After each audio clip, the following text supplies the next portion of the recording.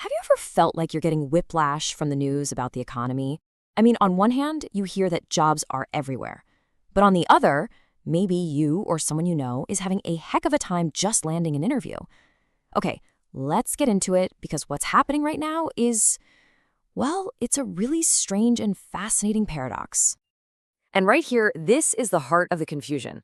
The official story, the government numbers, it paints this rosy picture of a booming job market. We've got a crazy low unemployment rate.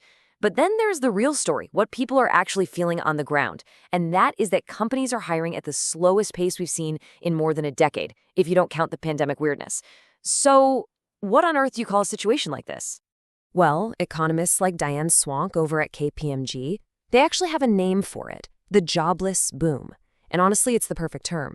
It totally captures that feeling of an economy that looks fantastic on paper, but feels really tough when you're in it. The key thing to get here is that while the economy is growing, that growth just isn't creating new jobs for the people who are looking for them.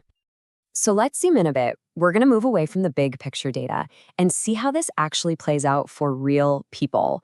Because behind all these stats, there are millions of individual stories of frustration and just sheer grit in a job market that feels like it's locked up tight.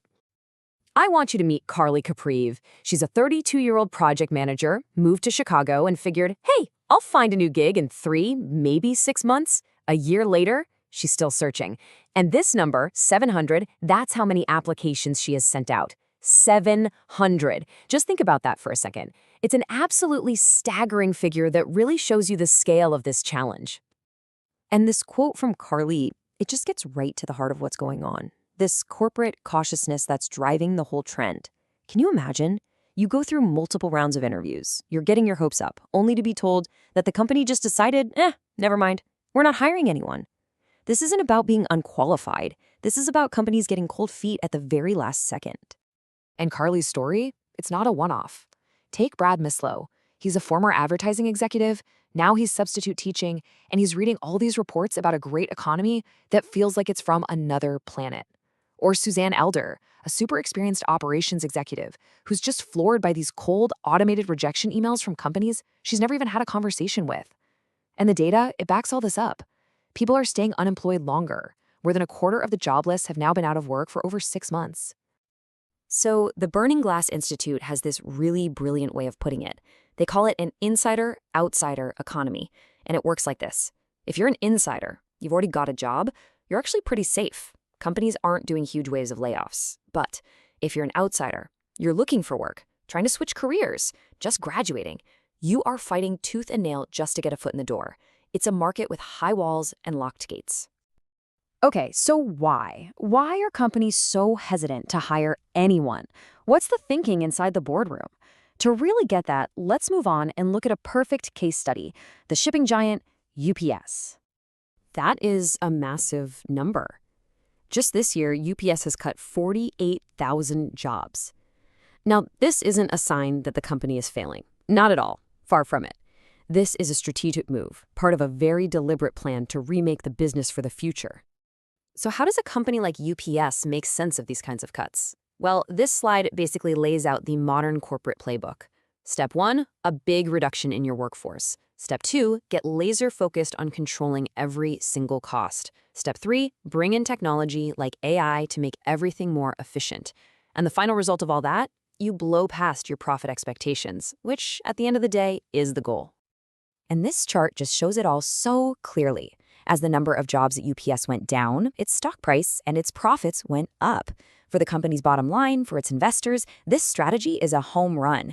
But it's a success that is built on having fewer people, which is a huge reason why all those outsiders are having such a miserable time. It's the new model, do more with less. Now, that third step in the UPS plan, bringing in AI, that is the absolute key to understanding where this whole thing might be going. Because what we're seeing today at companies like UPS, it might just be a little preview of a much, much bigger shift that some of the biggest thinkers in tech see coming over the horizon. And this is the question that takes us from today's economic puzzle to a really mind-bending future. I mean, if companies are already using AI to get more efficient with fewer and fewer people, what is the logical endpoint of that? Where does this road eventually lead? And here's one possible answer, a pretty radical one, straight from Elon Musk. He sees a future where advanced AI and robotics get so good, so efficient, that human labor, well, it's just not needed anymore to produce things. In that world, work becomes a hobby, something you do for fun, for fulfillment, not because you need a paycheck to survive. Yeah, in this kind of future, the basic rules of our economy get completely flipped on their head. If AI and robots can make everything we need, scarcity itself starts to look different. Musk even argues that in a world of true abundance, the concept of money might just stop being relevant. But okay, if there are no jobs, how does anybody get anything? The proposed answer is something called universal high income. Now, this goes way beyond a universal basic income. It's not just about a safety net to keep you from starving. The idea here is that everyone gets an income so high that they can have pretty much any product or service they want. It's a whole new system, designed for a world where machines generate all the wealth, and it raises these huge questions about what gives our lives meaning when work isn't at the center of it anymore. But, and this is a huge but, here's the critical warning. This utopian future doesn't just magically appear. Musk himself warns that the transition, the journey from our world to that one, is going to be filled with trauma and disruption. And it really makes you wonder, is the jobless boom we're all feeling right now one of the first tremors of that massive disruption?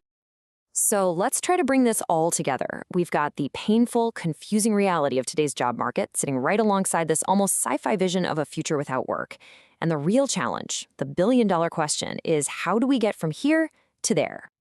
So you can see it side by side. On one side, we've got today's reality, this divided, frustrating insider-outsider economy where it's a real struggle just to get a foothold. And on the other side, we have this vision of a post-work world of abundance powered by universal high income. The gap between these two worlds could not be wider. And that leaves us with the ultimate question. If the stories of people like Carly and Brad and Suzanne are the first signs of this massive shift, how do we navigate the incredibly difficult road ahead? How do we manage all of that trauma and disruption to make sure we actually get to a better future without leaving millions of people behind along the way? That is the critical challenge this jobless boom is forcing all of us to confront. Thank you for watching Jobs Are Gone with AI. Elon Musk's AI utopia collides with reality. UPS cuts 48,000 jobs and the jobless boom. See you in the next episode.